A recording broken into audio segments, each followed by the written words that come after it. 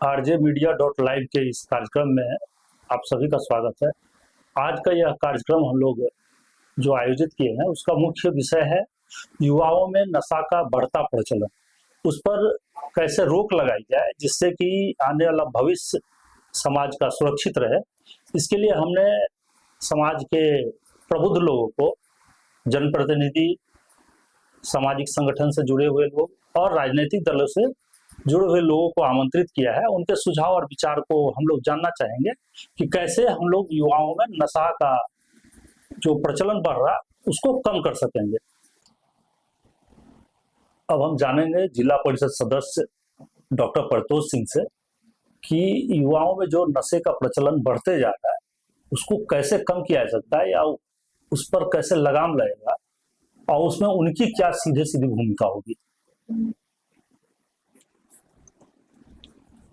जी देखिए, नशाखोरी आज के युवाओं के लिए एक बहुत बड़ी समस्या है और मुझे लगता है कि नशाखोरी से सिर्फ युवा ही नहीं, उसके परिवार और पूरा समाज प्रभावित होता है। तो और उसके साथ साथ पूरे परिवार की जो आर्थिक स्थिति है, जो सामाजिक स्थिति है, सब में गहरा प्रभाव छोड़ता है। तो जहां तक रहा इसके उपाय की बात, तो सबसे पहले तो जो नशाखोरी का जो मेन सेंटर है, यहाँ जो भी पेडलर हैं जो नशाखोरी को बढ़ावा दे रहे हैं, चाहे युवाओं में नशा की लत को लगा रहे हैं, तो हम लोग प्रशासन से हमेशा शांति समिति की बैठक हो, चाहे अन्य बैठकों में, कि जिन जिन जगहों पर नशाखोरी होती है, लोग लड़के बैठते हैं, उन जगहों को चिन्हित करके हम लोग थाना में जरूर उसका खबर करते हैं। और हम लोग चाहेंगे भी आम जनता से भी कि अगर आपके आसपास कहीं भी नशाखोरी हो रही है, चाहे लोग, आपको पता है कि ये नशा का आदी हो गया है, एडिक्ट हो गया है, तो आप ऐसे लोगों को 100 नंबर पे आप बताएं, 100 नंबर डायल करके पुलिस को जरूर बताएं कि कहाँ नशाखोरी हो रही है, किन क्षेत्र में हो रही है। आपकी सूचना को गुप्त रखा जाएगा, प्रशासन हमेशा बोलती है। और प्रशासन के द्वारा एक हेल्पलाइन नंबर भी जारी किया गया है नशाखोरी को लेकर। तो लोग अगर जागरूक होंगे और लोग अगर प्रशासन की मदद करेंगे तो जरूर इस पे हम लोग आने वाले दिनों पे लगाम लगाएंगे। हम लोग आपके माध्यम से प्रशासन से भी यह मांग करेंगे कि जो भी लोग, जो पेडलर है, चाहे जो मुख्य साजिश करता है, जो युवाओं के नशों में नशाखोरी डाल रहे हैं, उस पे कड़ी से कार्रवाई करें।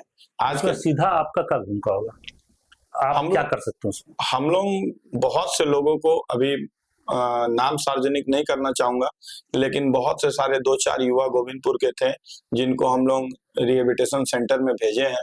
जो कुछ लोग रांची गए हैं, कुछ लोग सक्षम थे तो अपने पेड पैसे को देकर आसनसोल में भी 2 लोगों को भेजा गया है।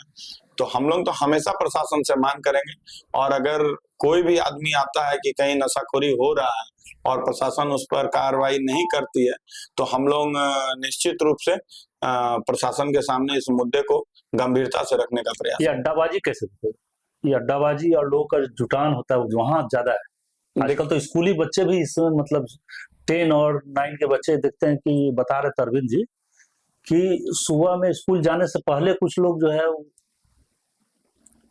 आप एकदम सही कह रहे हैं। ये जो पेडलर हैं उनका जो मुख्य मुझे लगता है कि जो सॉफ्ट टारगेट है वो स्कूली बच्चे हैं, क्योंकि वो अभी अगर उसके नसों में नशा डालेंगे तो उनका व्यापार और फलेगा फूलेगा। इसीलिए स्कूली बच्चों को वो लोग ज्यादा पकड़ रहे हैं, चाहे ज्यादा उनको उसको नशा का आदी बना रहे हैं कि वो उनका ये बिजनेस है एक तरह का। तो हम लोग एकदम चाहेंगे, हम लोगों को जहां से भी सूचना मिलती है हम लोग गुप्त रूप से उस पर जरूर कार्रवाई करने का प्रयास करते हैं और थाना को भी सूचित करते हैं। अभी देखे होंगे कि गोविंदपुर में एक जगह है शेषनगर में एक शिव मंदिर है। शिव मंदिर के पीछे बहुत सारे जो ब्राउन शुगर के लोग वहां बैठते थे, तो हम लोग प्रशासन से कह के वहां के, लेकिन वहां के स्थानीय लोगों की बहुत भूमिका थी, क्योंकि कब आते हैं जाते हैं, वो 100 नंबर पे कॉल करेंगे तो थाना जरूर पहुंचता है। लोगों को जागरूक होना होगा। हाँ, लोगों को जागरूक होना होगा। किसी भी चीज पे जन सहभागिता से ही मुझे लगता है कि ये बहुत बड़ा समस्या है और 1-2 जन के प्रयास से कुछ नहीं होगा। गार्जियन, अभिभावक को भी इस पे बहुत ध्यान देना है कि आपके बच्चे अगर जो सूखा नशा करते हैं वो खाना नहीं खाएंगे। बहुत सारे ऐसे अभिभावक थे गोविंदपुर का जिनको हम लोग बताएं कि भाई आपके बच्चे ले रहे हैं, ड्रग्स ले रहे हैं, हम लोगों को पता चला है, तो वो तो पहले मानना ही नहीं चाहते हैं कि नहीं नहीं मेरा बेटा तो इसमें नहीं है। मगर सच्चाई जब उनके आंखों के सामने आई, चाहे पता ही, तब वो हम लोगों के पास आए और बच्चों को यहाँ से बाहर भेजे।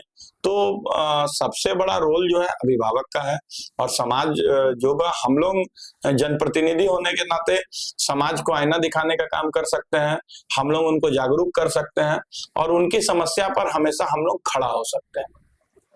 धन्यवाद।